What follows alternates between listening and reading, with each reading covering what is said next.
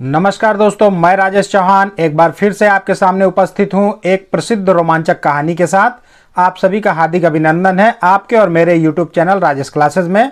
हम सभी स्कूल के दिनों से पढ़ते आ रहे हैं कि एवरेस्ट पर चढ़ने वाले पहले व्यक्ति एडमंड हिलेरी और तेंजिंग नोर्गे थे। कई सारे कंपटीशन एग्जाम्स में भी ये सवाल पूछे जाते हैं। तो आज हम इस अभियान के बारे में जानेंगे और उस अभियान में उन्हें किन किन मुसीबतों का सामना करना पड़ा था ये भी जानेंगे। साथ ही इस कहानी के माध्यम से हम इंग्लिश के नए नए वर्ड्स की यूनिक मीनिंग्स को तो जानेंगे ही, साथ ही उसका बिल्कुल सटीक प्रोनाउंसिएशन करना भी सीखेंगे। इसके अलावा ग्रामर और टेंस के पार्ट को भी कवर करते जाएंगे, इसलिए वीडियो को पूरा देखिएगा। और अगर आप चैनल पर पहली बार विजिट कर रहे हैं या अभी तक चैनल को सब्सक्राइब नहीं किया है तो ज़रूर कर ही लीजिए, क्योंकि मैं आपके लिए हमेशा मज़ेदार और जानकारी से भरपूर वीडियो लाता रहता हूं, जो कि बुद्धि ज्ञान जानकारी के मामले में हमेशा आपको दूसरे से 2 कदम आगे रखेगा। तो आपका ज़्यादा समय न लेते हुए चलिए थ्रिल एक्शन एडवेंचर से भरे इस कहानी को शुरू करते हैं। तो आज की कहानी का शीर्षक है कॉन्करिंग एवरेस्ट। कॉन्करिंग मतलब होता है फतेह, जीतना, अधिकार करना, विजय प्राप्त करना। तो एवरेस्ट पर विजय इसका टाइटल है। इन 1953 a British expedition set out to conquer the highest peak in the world, Mount Everest। सन 1953 में एक ब्रिटिश एक्सपेडिशन मतलब होता है अभियान, खोजकर्ता, अभियान दल। एक ब्रिटिश अभियान दल सेट आउट मतलब होता है प्रस्थान करना, रवाना होना या किसी चीज़ का बीड़ा उठाना कि मैं ये कर दूंगा, उसको सेट आउट बोलते हैं ना।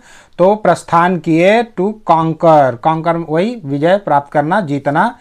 द हाईएस्ट पीक, सबसे ऊंची, हाईएस्ट मतलब सबसे ऊंची चोटी, पीक मतलब होता है चोटी, शिखर, इन द वर्ल्ड, विश्व में, माउंट एवरेस्ट जो विश्व की सबसे ऊंची चोटी है उस पर विजय प्राप्त करने के लिए उन लोग रवाना हुए सन 1953 में। तो माउंट एवरेस्ट, जिसे नेपाली में सगरमाथा यानी स्वर्ग का शीश भी कहा जाता है, तिब्बत में इसे सदियों से लोग चोमोलंगमा अर्थात पर्वतों की रानी के नाम से जानते हैं। यह पृथ्वी की सबसे ऊंची चोटी है जो नेपाल और तिब्बत के बीच में स्थित है। सन 1955 में जब भारत ने British surveyor sir George Everest के माध्यम से इसका सर्वे कराया था तो इसकी ऊंचाई 8,848 मीटर बताई गई। बाद में उनके सम्मान में इस चोटी का नाम माउंट एवरेस्ट पड़ा था और आज की डेट में 2024 में इसकी जो ऊंचाई है वो 1 मीटर और बढ़ गई, 8,849 मीटर हो गया है ना।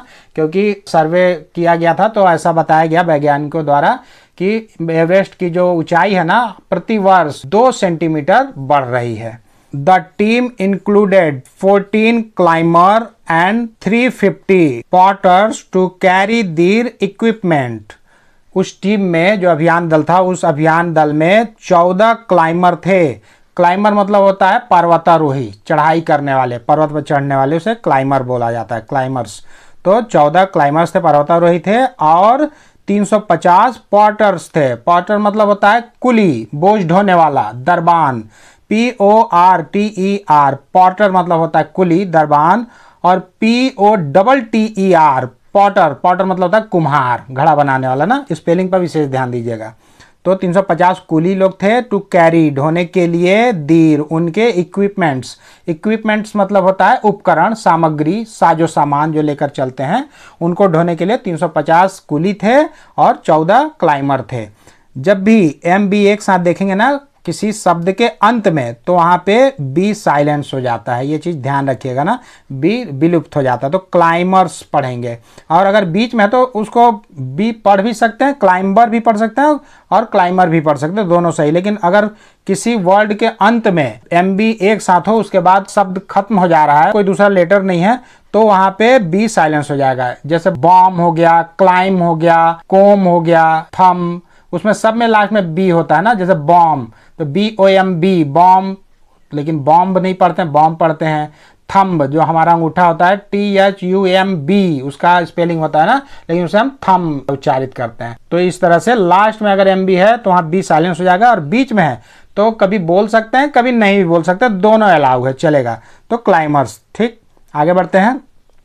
वेदर कंडीशंस वर गुड, मौसम का जो स्थिति थी, कंडीशन मतलब स्थिति, दशा, कंडीशन मतलब शर्त भी होता है ना, बाजी, लेकिन यहाँ पे उसका अनुवाद नहीं करेंगे, यहाँ मतलब स्थिति। तो मौसम की जो स्थिति थी, वेदर मतलब मौसम, वर गुड, अच्छी थी। And Sherpa Tenzing Norgay led them expertly forward, और जो शेरपा तेंजिंग नोर्गे नाम का जो शेरपा था वो लेड, लीड से लेड बना ना, लीड मतलब नेतृत्व करना, अगुवाई करना, तो अगुवाई किया, लीड का सेकंड फॉर्म लेड, अगुवाई किया, उन सबके अगुवाई कर रहा था एक्सपर्टली, एक्सपर्टली मतलब कुशलता के साथ, निपुणता के साथ, प्रवीणता से, फॉरवर्ड मतलब आगे की ओर, आगे की ओर शेरपा तेंजिंग नोर्गे जो है बड़ी कुशलता के साथ उनकी अगुवाई किया हो। अब ये शेरपा कौन होते हैं? तो शेरपा नेपाल और तिब्बती स्वायत्त क्षेत्र के सबसे पहाड़ी क्षेत्रों के जो मूल निवासी होते हैं ना, उसे शेरपा कहा जाता है। ये तिब्बती जनजातीय समूहों में से एक समूह है जो पहाड़ों की जानकारी और उस पर चढ़ने में माहिर होने के कारण पर्यटकों को गाइड करने का काम करता है। तो Edmund Hillary enjoyed the thrill and challenge of climbing. Edmund Hillary को चढ़ाई का, क्लाइंबिंग चढ़ाई, आरोहण, क्लाइंब मतलब होता है आरोहण, चढ़ाई चढ़ना, तो जो आरोहण का जो चुनौती, चैलेंज, चैलेंज मतलब होता है चुनौती, और थ्रिल, थ्रिल मतलब होता है रोमांच, उत्तेजना, तो जो चढ़ाई थी उसकी चुनौती और रोमांच उसको बहुत पसंद था, एंजॉयड, बहुत पसंद था उन्हें। But as the track progressed, लेकिन एज, एज मतलब जब, जैसे, ज्यों ही, तो जैसे ही, ज्यों ही, ट्रैक मतलब होता है सफर, दुर्गम यात्रा, प्रोग्रेस्ड, प्रोग्रेस मतलब होता है प्रगति करना, आगे की ओर बढ़ना, उन्नति करना, तो जैसे जैसे जो यात्रा थी, दुर्गम यात्रा आगे बढ़ी, ही फाउंड, उन्होंने पाया, it increasingly difficult to sleep और even rest for more than a few hours at a time.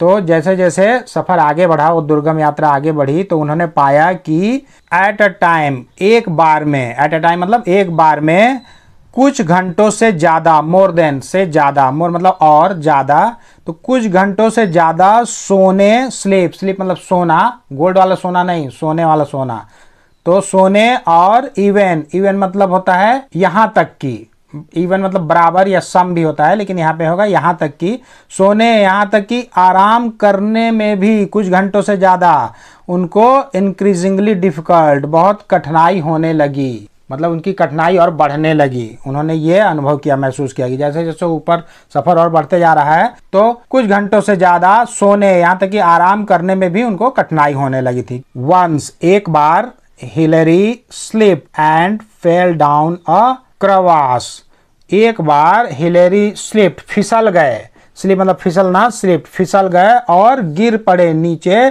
क्रवास, क्रवास मतलब होता है हिम दरार, बर्फीले स्थान पर चौड़ी चौड़ी दरारें भी हो जाती है, तो एक बार वो हिम दरार में स्लिप होकर गिर गए।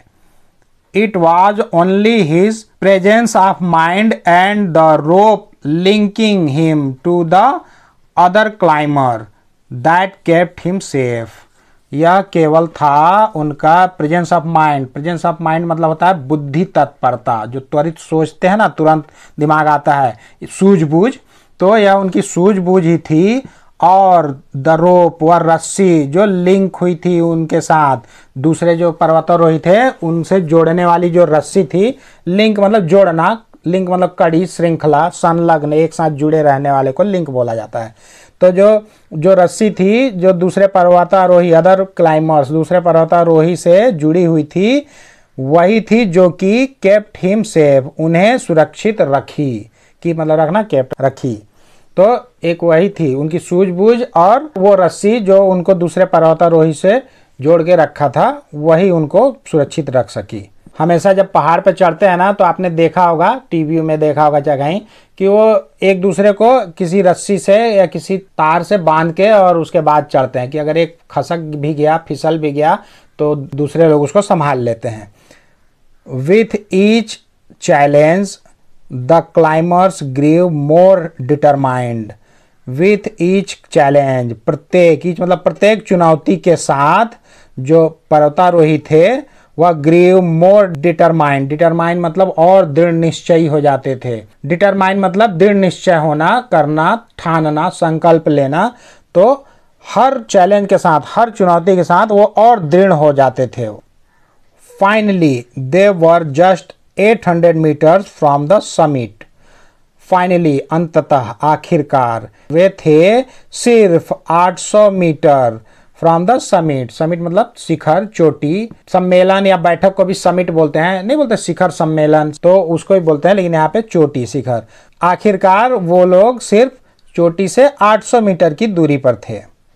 Now came the most difficult part. अब आया, कम का सेकेंड रूप केम, अब आया द मोस्ट, सबसे डिफिकल्ट, मुश्किल हिस्सा। पार्ट मतलब हिस्सा, भाग। अब जो है कि सबसे मुश्किल हिस्सा आया था उसके बाद, जब 800 मीटर बची थी ना तब।